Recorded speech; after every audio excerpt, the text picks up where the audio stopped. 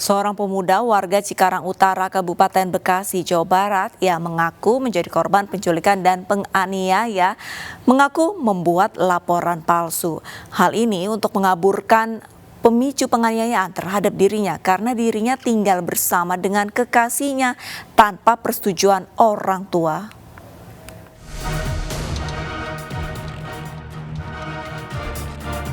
Muhammad Faisal, warga Cikarang Utara, Kabupaten Bekasi, Jawa Barat, yang sempat menyatakan dirinya diculik dan dianiaya hingga dibuang di Sukabumi oleh orang tak dikenal, meralat pernyataannya. Kepada aparat Polsek Cikarang Utara, Faisal akhirnya mengaku tidak diculik. Penganiayaan yang dialami dirinya pun akibat ulahnya sendiri. Pasalnya, sebulan lamanya Faisal mengajak lari kekasihnya untuk tinggal bersama tanpa ikatan pernikahan. Tindakan tersebut membuat orang tua sang kekasih marah dan mencari dirinya. Keluarga besar sang gadis kemudian menemukan keberadaan Faisal yang mengontrak rumah di daerah Rengas, Bandung, Kedung Waringin. Warga dan pengurus RT setempat juga emosi karena telah dibohongi Faisal yang mengaku sebagai pasangan suami istri. Saat itulah Faisal dibawa dan mendapatkan penganiayaan di wilayah Lembah Abang hingga membuat mata dan badannya lebam. Karyawan percetakan itu kemudian kembali dibawa dan diturunkan di daerah Sukabumi. Sementara kekasihnya kembali kepada keluarganya.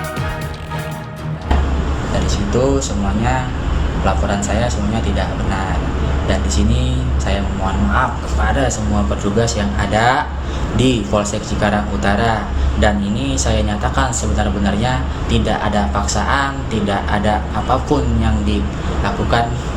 Dalam hati saya ini sejujur-jujurnya tidak ada paksaan dan tidak ada apapun. Ini sejujur-jujurnya yang saya katakan di malam ini. Saya memohon maaf sekali. Dengan ini saya akan tidak mengulangi lagi. Menurut polisi, laporan palsu pria 30 tahun itu terbongkar saat petugas meminta menunjukkan lokasi penculikan. Faisal membuat laporan palsu penculikan untuk mengelabui petugas penyebab penganiayaan terhadap dirinya yang telah membawa lari kekasihnya. Yang terjadi bahwa dia tuh membawa lari gadis orang, gadis ya, mau gadis, namanya inisialnya IP ya, dikontrakkan di Kedung Waringin, di Rengas Bandung ya, Kedung Waringin. Terus kemudian setelah itu karena dia kehabisan dana, dia mau pinjam saudaranya. Ini ternyata baru diungkap oleh keluarga dari para perempuannya itu. Setelah itu baru karena di situ diketahui bahwa dia itu adalah bukan suami istri, akhirnya ya dikeroyok warga. Polisi kemudian memberitakan pembuat laporan palsu ini wajib lapor selama 1 bulan. Seorang PNS guru SD di Kabupaten Mojokerto, Jawa Timur kedapatan membuat laporan palsu menjadi korban perampokan dan kehilangan uang 150 juta rupiah. Yang ada pelaku menghabiskan uang orang tuanya untuk keperluan pribadi.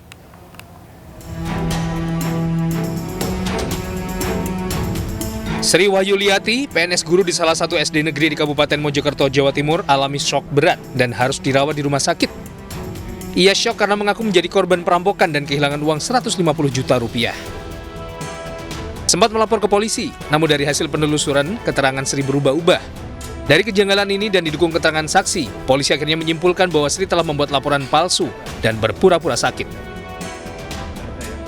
Namun setelah kami lakukan penyelidikan, ada yang janggal di sini. Kami kembali cek TKP, kemudian ke bank.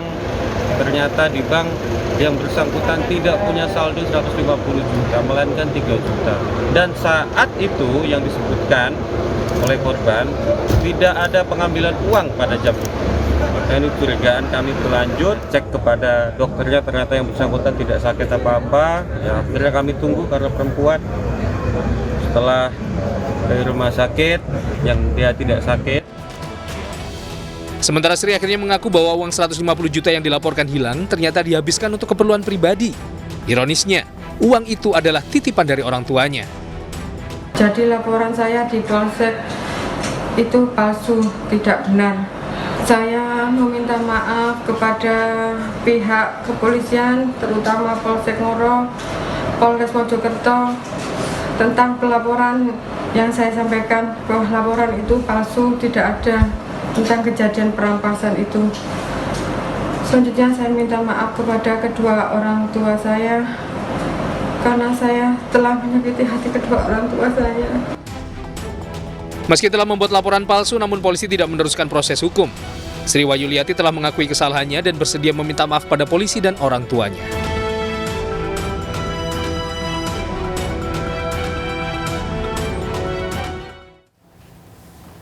Terlilit utang dan kecanduan judi online, seorang laki-laki di Lampung membuat laporan palsu di begal saat pulang kerja. Polisi yang datang ke lokasi setelah menerima laporan curiga terhadap pelaku setelah memeriksa beberapa saksi. Pemirsa, informasi ini sekaligus menutup program Realitas. Saya Arlis Tahadi pamit undur diri. Terima kasih dan sampai jumpa.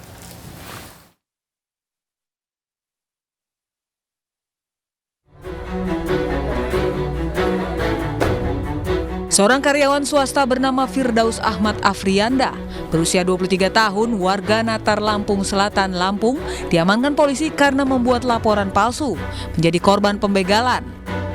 Pelaku berpura-pura dihadang 2 orang begal menggunakan senjata api serta merampas tas berisi uang jutaan rupiah milik perusahaannya. Polisi yang menerima laporan dari pelapor yakni pelaku mendatangi lokasi untuk melakukan olah TKP serta meminta keterangan saksi dan warga yang berada tak jauh dari lokasi kejadian. Namun saat tiba di lokasi kejadian, polisi curiga dengan keterangan korban yang berubah-ubah dan mencurigakan.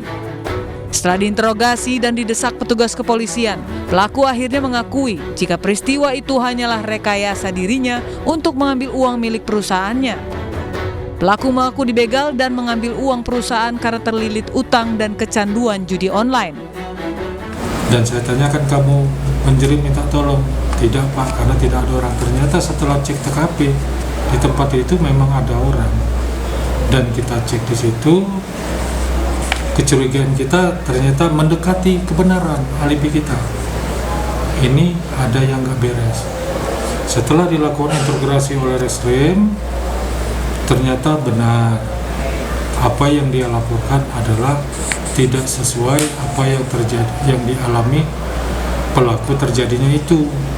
Ternyata peristiwa itu tidak benar, adanya peristiwa perampokan penodongan terhadap si korban itu. Meski mengaku menyesal karena nekat membuat laporan palsu, proses hukum atas perbuatan pelaku tetap harus dipertanggungjawabkan.